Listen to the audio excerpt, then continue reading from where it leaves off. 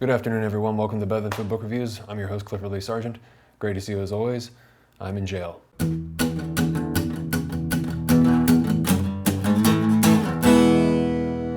than food, man.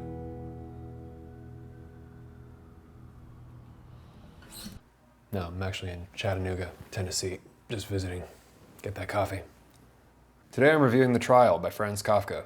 Hope you're doing well, wherever you are. Thank you for tuning in. Please forgive my unkempt, unshaved state. This is not my usual habitat. I'm on the road, just kind of doing reconnaissance, seeing if we're gonna split from the Northwest and go check this out. So far, really enjoying it. Incredibly friendly city. Really nice people. The trip has been wonderful, actually. It's not nearly as grim as this setup, but I liked this wall, and I thought this was appropriate for today's review. Today's episode is brought to you by the Ridge Wallet. Speaking of traveling, these things are awesome for travel. I love these things. They're light, compact, sleek, minimal, industrial, durable. Holds up to 12 cards plus room for cash on the back. Very sturdy and reliable. In fact, the durable material means that each wallet comes with a lifetime warranty. You could buy this one wallet and carry it for life. I've really enjoyed them, and Ridge is a great company. There's over 30 colors and styles to choose from, including carbon fiber and burnt titanium. This one is the matte black titanium, which I've had for over a year now, and I've really enjoyed it. It's fantastic. Also be sure to check out their 40,000 5-star reviews. 40,000. Crazy. In fact, the Ridge team is so confident you'll like it, they'll let you test drive it for 45 days. You can send it back for a full refund if you don't love it. Get 10% off today with free worldwide shipping and returns by going to ridge.com/betterthanfood and using the discount code betterthanfood. The link is below. Thanks a bunch. So on this trip, I finished The Trial by Kafka, which was published in 1925, but was written in 1914. In German, it's called Der Prozess. He actually passed away from tuberculosis and was never able to finish it. And the way he went was really awful. His throat swelled up so much that he was unable to eat. He died from starvation, actually, as a result of tuberculosis at 40. So, yeah. An easy life Franz Kafka did not have, famously so. He never was able to finish the trial, and he actually requested that all of his work be burned after his death. But he made this request to a friend who it's speculated he knew wouldn't do it. And sure enough, thankfully, his friend did not. So his masterpieces were published and we have them. So, thank God. There will be spoilers in this review. I suggest, actually, if you're going to read the book, don't read any translators' introductions. Don't read any introductions if you want to keep the plot, intact for yourself as a surprise, because the beginning of this one was really annoying. They like giving away the story. Like as I just stopped. I didn't even finish it. So I just went straight to the book because I don't want the context if you're going to ruin the plot for me. But I know Kafka's not all about plot, but it's still annoying. Why would you put that in the beginning of a book? What the fuck is wrong with you? But shame on them. Shame on them. Many of you have read this one, I'm sure. But this was the first go for me. I've read The Metamorphosis and In the Penal Colony, which is a great short story. Franz Kafka is one of the most famous authors of the 20th century. Born in Prague into a German-speaking Jewish family with a notoriously tyrannical father figure who seems to have traumatized him and also seems to have been the catalyst for a body of work always haunted by the bizarre, shadowy figures of authority, or like totalitarian authority. All of Kafka's protagonists are always under the thumb of some enormous political or governmental structure. And all of his stories seem to end, the ones that I've read at least, with an act of hopeless cruelty and no escape at all for their protagonists. Not at all. Like always an unhappy ending. And often with one or two scenes of real cruelty. That's something about Kafka, is his stories frequently have a real element of base animal cruelty to them. Kafka's narratives seem to frequently feature surreal, semi-autobiographical, nightmarish scenarios of men being subjected to the whims of domineering powers they have no control over. Again, the father figure, right? Kind of permeating all of his work. Kafka was a very anxious guy, very nervous, kind of usually portrayed as sort of meek. He's a really compelling author. The Trial concerns the trials and trial of one Joseph K. K for Kafka, right? Get it? He's a 30-year-old man who's living in a nameless European city in the 20th century, early 20th century. And on the morning of his 30th birthday, he wakes up to discover not that he's a cockroach like Mr. Gregor Samsa in The Metamorphosis, but rather that there are several men in his apartment who are informing him that he is under arrest. For what exactly, neither he nor we have any idea. Spoiler, skip ahead 10 seconds. Nor do we ever find out. So Joseph K. is under arrest, but he's free to go on with his life for the most part, which is a strange thing. He's free to go. But he would do well to take care and do his best and stay on top of things in regards to his upcoming trial, which, increasingly, as it's pointed out to him by those in the know, those associated with the court, is going quite badly. Yes, indeed. The story takes place over the following year of his life, between the age of 30 and 31, and we're taken on a journey through very odd courtrooms and places where one would not expect the legal process to occur or have infiltrated. It's disturbing, it's nightmarish, it's very David Lynch, no doubt. There are several female characters, 3 women in the book, who also seem to be controlling things behind the scenes. One is a fellow boarder at Kay's residence. Another is the maid or kind of assistant of a kind of sickly but dark, overlording lawyer. And the third is the wife of someone in the court. So it's the trials of Joseph K. to try and get out of his trial, basically. That's the whole book.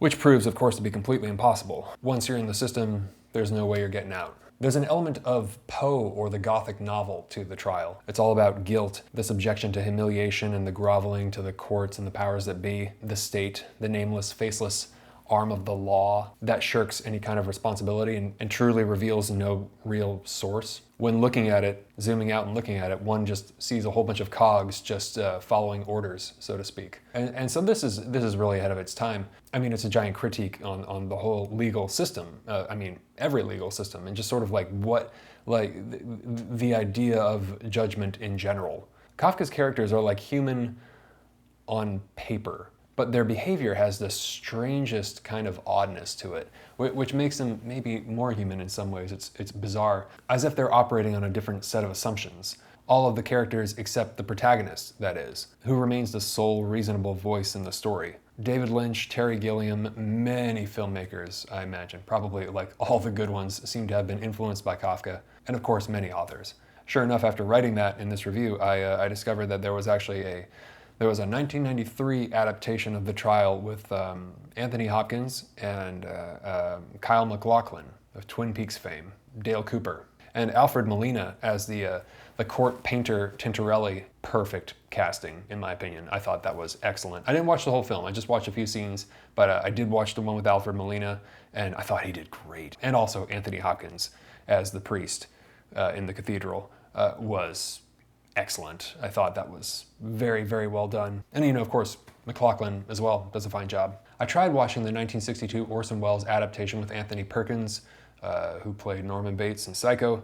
It looked amazing. There's certainly the kind of, German expressionism, Cabinet of Dr. Caligari, film noir aesthetic to the film adaptations, which makes sense, makes perfect sense. There's something really Kafkaesque about David Lynch's films, and what I mean by that is that it's the same feeling of discomfort experienced by Joseph K., which comes from the feeling of confusion at the events before him, of not knowing what's going on, when the other characters of the scene seem to know quite well what's going on.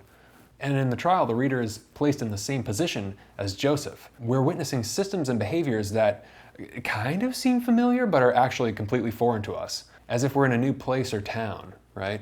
And we're in this new, strange city. And we're able to see things for how absurd or not they really are. We're not inside the system. Arnold Weinstein was just talking about this in this lecture I've been listening to on American literature. I think he was saying that Levi-Strauss had a term for that concept of being outside of the system as a foreigner or a traveler and being able to kind of look at a system from the outside in. I forget the name though. But this slightly crooked quality to everything throws us entirely off balance. And we experience, as we read the novel, a kind of growing sense of disorientation, and things slip further and further from the understandable, comprehensible, or reasonable until the end, the famous ending, which I will read you the ending today. I don't normally do that if you're new. I like to let people finish the book for themselves, but it was, in my opinion, the best part of the book, and it is the finest example of what Kafka is about, in my opinion. Is the ending to the trial. So I'll notify you when I'm about to read that. What Kafka does brilliantly in the trial is to illustrate the intricacies and complexities of human behavior, and especially like the manipulations of systems of law and the intentional complexity therein, which is designed to oppress people. Because of the disorienting, near surrealist nature of not only the events, but also the environments. In fact, the entire thing almost feels like one strange Louis Buñuel film at times. And, Louis Buñuel must have been influenced by Kafka. It's almost like a certainty. But these moments of human behavior, insightfully noticed and inserted, really create this kind of intimacy amongst all the madness, so to speak. The way the president of K's bank illustrates what the Italian is saying for K in that scene. And the scenes with Lenny, when she's kind of seducing K. Even the oddness of the judge and his behavior, and the scene with the priest, which I really didn't get at first when reading it, but when I watched the adaptation, that really kind of came through, the sort of empathy that the priest seems to have, or maybe not, it's really kind of ambiguous, with K and his plight. It's odd. They give you this disturbing, uncomfortable feeling of the story being true, of this being in some way real. It's an odd read, deceptively short, strikingly intelligent and ahead of its time, no question. But as a book itself, in my opinion, oh my God, it's actually sort of a mess. And this is where it loses me.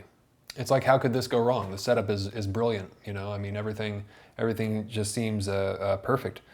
But you make the sentences so complex you can't read it comfortably. Me, possibly because I'm stupid, or simply because it was a poorly edited book.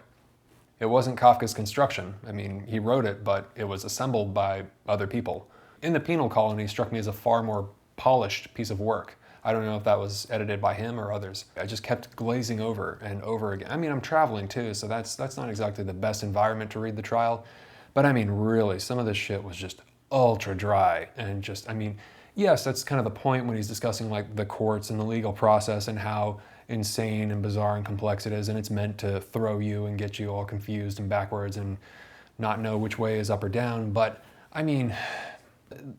just the style of writing I really did not enjoy at all. I'm not a huge fan of court dramas as well, so a good deal of the complexities relating to the courts and the legal process and the trials and the lawyers and the defense and so on, I was just bored shitless, I gotta be honest. It was only interesting in that it was so impenetrable, but definitely, for me, not at all enjoyable to read.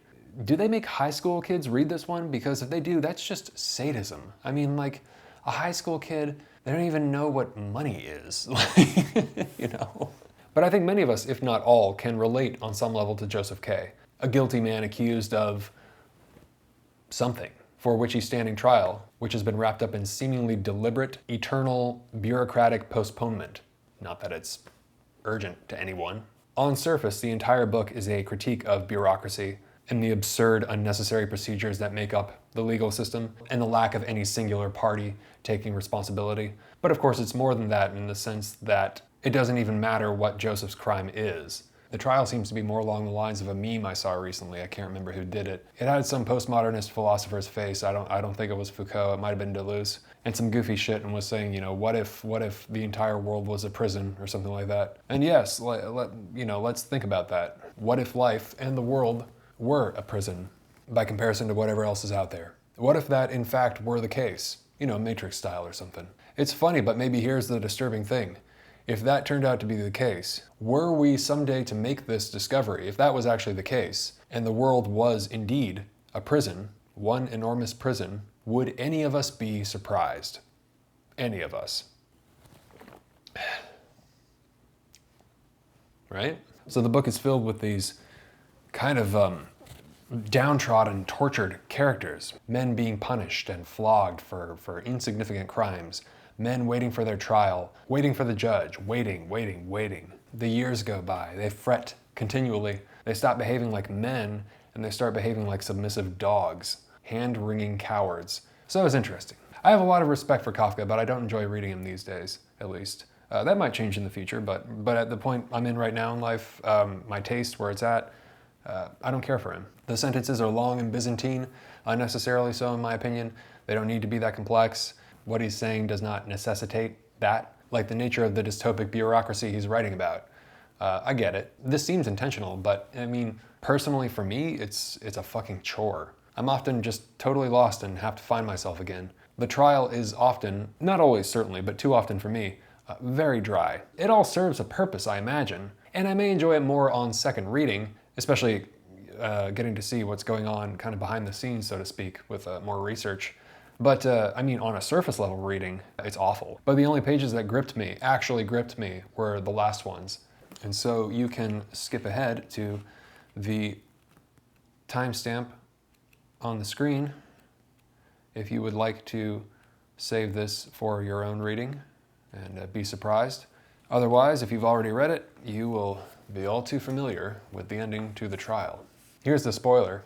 In the end, he's taken to a rock quarry on the outskirts of the city and sacrificed by having a knife plunged into his heart and twisted twice. And in his last line, he realizes that his shame will outlive him, as the book says. Finally, they left Kay in a position that wasn't even the best of those they had already tried. Then one man opened his frock coat and from a sheath on a belt that encircled his vest, drew forth a long, thin, double-edged butcher knife, held it up, and tested its sharpness in the light. Once more the nauseating courtesies began. One of them passed the knife across Kay to the other, who passed it back over Kay. Kay knew clearly now that it was his duty to seize the knife as it floated from hand to hand above him and plunge it into himself. But he didn't do so. Instead, he twisted his still free neck and looked about him. He could not rise entirely to the occasion. He could not relieve the authorities of all their work. The responsibility for this final failure lay with whoever had denied him the remnant of strength necessary to do so. His gaze fell upon the top story of the building adjoining the quarry. Like a light flicking on, the casements of a window flew open. A human figure, faint and insubstantial at that distance in height, leaned far out abruptly and stretched both arms out even further. Who was it? A friend? A good person? Someone who cared? Someone who wanted to help? Was it just one person? Was it everyone? Was there still help? Were there objections that had been forgotten? Of course there were. Logic is no doubt unshakable, but it can't withstand a person who wants to live. Where was the judge he'd never seen? Where was the high court he'd never reached? He raised his hands and spread out all his fingers. But the hands of one man were right at Kay's throat, while the other thrust the knife into his heart and turned it there twice. With failing sight, Kay saw how the men drew near his face, leaning cheek to cheek to observe the verdict. Like a dog, he said. It seemed as though the shame was to outlive him. Yeah. Great ending. Could not get more to the point. Ha. But leading up to that is an onslaught of words that demands a merciless editor, in my opinion. And I would have been very interested to see what would have happened if Gordon Lish, Raymond Carver's editor, would have stepped in there and started chopping. Now that's an extreme case, right? I mean, it's not bad writing, but it is verbose. I think it's just excessive, enough to make it kind of just a miserable slog of a read for me. Kafka would not be Kafka in minimalist form, I know, but I think one would admit that this version, at least, does feel bloated. And if it's just me, well, it's just me. Fuck it. I'll die on that mountain. Yeah. But the thought occurred to me that I will never read this book again out of my own free will, so long as there's something more compelling on the shelf.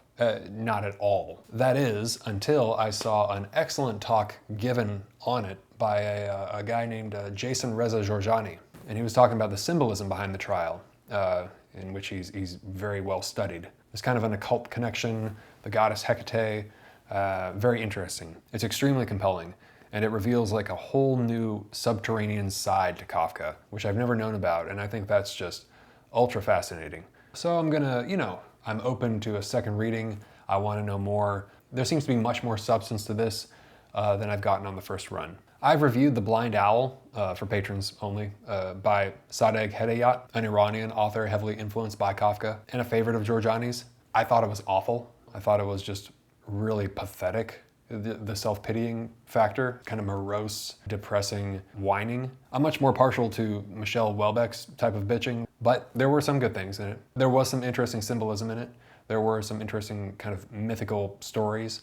But yeah, I thought it was terrible. And I enjoyed this more, but the influence is clearly there. The feeling of total and all-consuming persecution. Navigating the dark, twisted pathways of a life of eternal guilt. The delays and complexities of the bureaucratic court process are so extravagantly excessive and bizarre and impenetrable that it's absurd. And then you start to realize that the whole thing is absurd. The whole concept in the first place. And then, like Jorjani points out, you realize that the whole book is actually a critique of the legal process itself, and just how arbitrary, senseless, and corrupt the whole damn thing really is. I think as much, if not more, could be said in half the pages. It's odd. I think I got most of it. I think I got almost all of it, but it left me cold, save for the last scene. I wonder if the ending of Under the Volcano was an homage. Those of you who have read that one, you'll probably know what I'm talking about. A dog was thrown in after him or something, that's the line. It's interesting. So better than food? No, not for me. I love the ideas behind it. I like Kafka, but the execution was just tedious as all hell to get through. I mean, really. I may reread it, but for now I'll stick to his shorter works, and I'd be very interested in reading his diaries. Yeah. So who should read it? Well, I think everybody ought to give it a shot. And I'm tired of sitting on the floor of this cell. So, coffee time. Boom, presto, back in the Pacific Northwest. My Italian friend and editor and patron, all around very cool guy, has said that the translation into Italian from German actually makes sense, but he said the complexity gets really over the top when it's translated to English. So, yeah, it could be a translation thing, for sure. I don't know if there's a different translation other than the one I've read, though. So if somebody, but I haven't really done any research. So if somebody knows of a different one or a better one or something, hit me up. Because, yeah, I mean, the ideas were excellent. The execution, oh, God, just couldn't, for me personally, just stylistically, I just thought it was just terrible. But I know there's been a few things that I haven't liked lately, but I swear, there's a book I'm reading now which I think is like legitimately one of the funniest books, and also just kind of by an author with an amazing story that it's going to be great. I'm very excited for the review, and I'll get that out as soon as possible. So, all right. Anyways, for those of you who are new,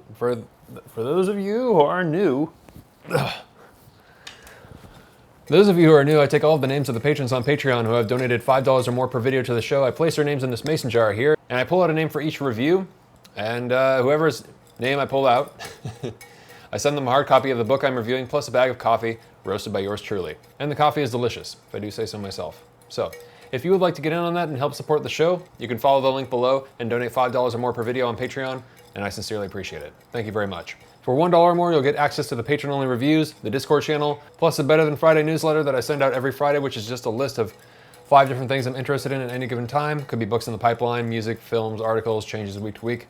This last one I was particularly happy with. There was a lot of interesting stuff in there, some good music. Yeah, anyways. If you think we have similar taste, I think you'll really enjoy that. So if you'd be so kind as to help support the show, thanks a bunch. Best of luck to all the patrons, and here we go. Okay.